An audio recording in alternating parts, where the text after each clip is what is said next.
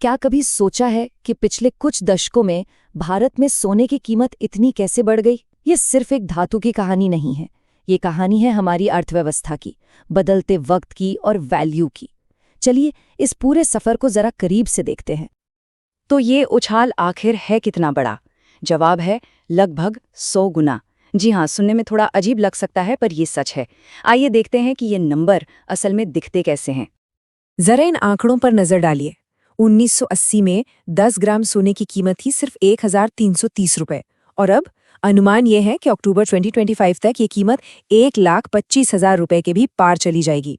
ये जो ग्रोथ है ये वाकई हैरान करने वाली है। ये सच में एक चौंकाने वाला बदलाव है। तो सवाल यही उठता है कि सोने की कीमतों का ये सफर कैसा रहा और हम आज यहाँ तक पहुँचे कैसे? चलिए इस कहानी में और गहराई से उतरते हैं। ये टाइमलाइन हमें बताती है कि ये सब हुआ कैसे। 1980 में शुरुआत हुई 1330 रुपीस से, जो 2010 तक 18,500 रुपीस तक पहुंच गई। लेकिन असली तूफान तो इसके बाद आया, जब कुछ खास वजह से कीमतों में ऐसी तेजी आई जो हमें आज के लेवल पर ले आई है। तो चलिए अब इस पहेली को सुलझाते हैं। आखिर वो क्या वजहें हैं जो इस आग को लगातार हवा दे रही हैं? तो सवाल वही है कि कीमतों में इतनी जबरदस्त बढ़ोतरी हुई क्यों, और इसके पीछे ना कुछ बहुत ही ठोस आर्थिक वजह हैं। देखिए, मोटे तौर पर इसके पीछे 3 बड़ी वजह हैं। पहली, जब भी दुनिया में कोई बड़ी गड़बड़ होती है, जैसे कोई जंग या आर्थिक मंदी, तो लोग सोने को सबसे सेफ मानते हैं। दूसरी वजह है बढ़ती महंगाई और हमारी करेंसी यानी रुपए की कीमत में उतार चढ़ाव। और तीसरी, भारत में सोने की जबरदस्त डिमांड, खासकर त्योहारों और शादियों के सीजन में। इन तीनों में से एक वजह को ना थोड़ा और गहराई से समझते हैं, और वो है करेंसी यानी मुद्रा से जुड़े फैक्टर्स, क्योंकि इसका असर कीमतों पर सबसे सीधा पड़ता है।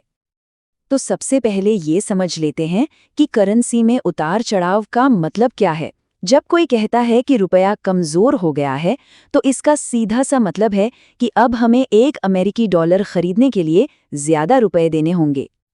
और ये स्लाइड इस बात को बिल्कुल साफ कर देती है। देखिए, जब रुपया मजबूत था, मान लीजिए $1 70 रुपए का, तब $100 की सोने की चीज पड़ती थी 7,000 रुपए की। लेकिन जैसे ही रुपया कमजोर होकर 85 पर पहुंचा, वही चीज हो गई 8,500 की। बिल्कुल सीधा हिसाब है, रुपया कमजोर तो इंपोर्ट किया हुआ सोना महंगा। तो क्यों का जवाब तो हमें मिल गया, लेकिन अब सवाल आता है तो क्या, मतलब इन सब आर्थिक वजहों का खरीदारों और इन्वेस्टर्स के लिए आखिर क्या मतलब है? सोने का ये पूरा इतिहास हमें वैल्यू और टाइमिंग के बारे में एक बहुत बड़ी बात सिखाता है। ये बताता है कि भले ही लंबे समय में सोने ने शानदार रिटर्न दिया हो, पर इसका ये मतलब बिल्कुल नहीं है कि इसमें रोज रोज उतार चढ़ाव नहीं होते। और यहीं से हम इस पूरी बातचीत के सबसे जरूरी हिस्से पर आते हैं। ये पूरी कहानी हमें एक नया नजरिया देती है, एक सबक देती है। ये जो लाइन है ना, ये इस पूरी कहानी का निचोड़ है। सोना लंबी अवधि में बढ़ा है, लेकिन छोटी अवधि में इसमें उतार चढ़ाव होता है। सोचिए, आज जो कीमत है और दशकों पहले जो कीमत थी, ये फर्क हमें वैल्यू और सही वक्त की अहमियत बड़े शानदार तरीके से समझाता है। तो आखिर में ये हमें एक बड़े सवाल के साथ छोड़ जाता है। जब हम सोने को देखते हैं, तो क्या हम सिर्फ एक चमकती हुई धातु देख रहे हैं, या फिर वक्त के साथ अपनी कीमत को बनाए रखने की एक कहानी? ये सोचने वाली बात है कि क्या आज का इन्वेस्टमेंट कल की गारंटी बन सकता है? आखिर वैल्यू की एक पूरी सदी दिखती कैसी है?